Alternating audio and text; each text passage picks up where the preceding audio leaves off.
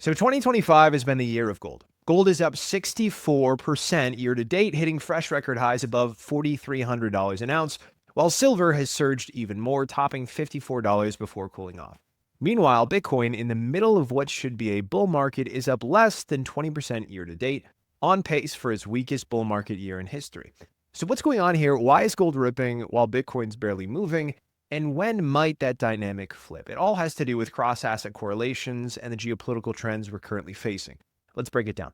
First, gold's rally isn't happening in a vacuum. It's being driven by a perfect storm of macro forces that have driven it over the last 2 months alone from $25 trillion to nearly $30 trillion in size. First things first, the Fed has already cut rates once this year, and more than 125 basis points worth of rate cuts are priced in between today and next September. So there's tremendous monetary easing going on, and also in the background, regional banks are experiencing a tremendous degree of stress that is causing even more of a flight to safety trade to occur, as the Fed has signaled that it plans to end QT sometime soon in order to support bank balance sheets and overall liquidity. Add to that renewed geopolitical tension. President Trump reignited the trade war with China, slapping or saying he would slap a 100% tariff on all Chinese imports, raising the total tariff rate to around 130%. Now, of course, he has gone back and forth with Xi, and he's done this very publicly, and as a result, gold is doing well while basically everything else bleeds. Beijing has vowed to retaliate, which has injected fresh volatility into global markets. And when that happens, when uncertainty spikes, markets rush for safety. That's why gold's safe haven appeal is at full strength at this point in time. But while gold has soared, Bitcoin has stumbled. Year to date, Bitcoin is nearly down 30% relative to gold, which is the largest underperformance on a relative basis during a bull market ever.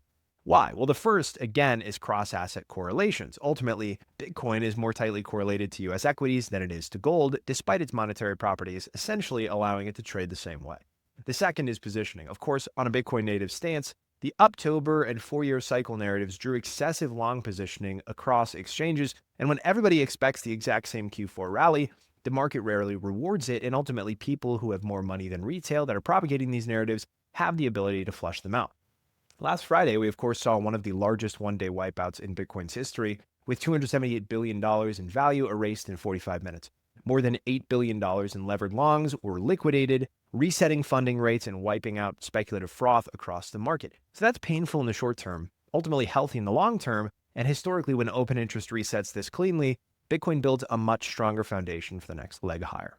There's also a macro overlay at play. The ongoing US government shutdown has frozen parts of the economy and injected even more political risk as the days go by. The kind that pushes capital towards safety over speculation, which is why US equities aren't performing very well either. And Bitcoin, despite its long-term sound money thesis, of course, still trades like a high beta risk asset for now. It moves with liquidity cycles. Even though liquidity is expanding, when uncertainty rises, it's the first asset to be sold and the last to be bought back.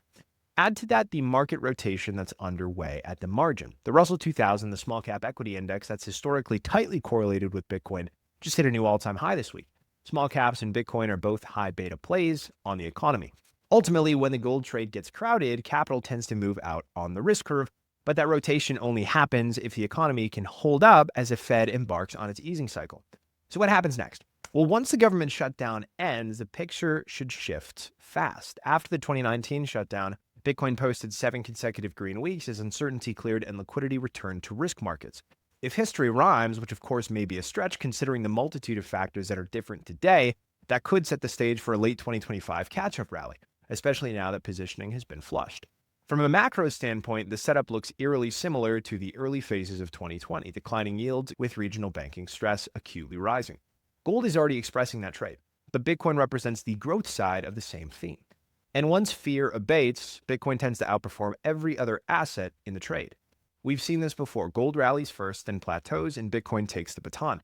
And if we get a similar setup heading into 2026, as rates continue to fall and liquidity returns to risk markets, the stage is set for Bitcoin to potentially reclaim its role. 2025 might go down as gold's year, the year of safety, fear, and central bank hedging amid a changing monetary order. But as the macro environment continues to soften and when the shutdown finally clears, Bitcoin may very well become the catch-up trade of late Q4, early Q1 2026. That's all for today's video. Thank you so much for watching. If you enjoyed, make sure to like and repost so more people can see this. And of course, follow for more. And check out Horizon. Horizon lets you buy Bitcoin using your home's equity without new debt, monthly payments, interest charges, or term limits. To learn more and see if you qualify, go to joinhorizon.com or scan the QR code right there. That's all for today's video. Thanks again for watching. I'll talk to you soon.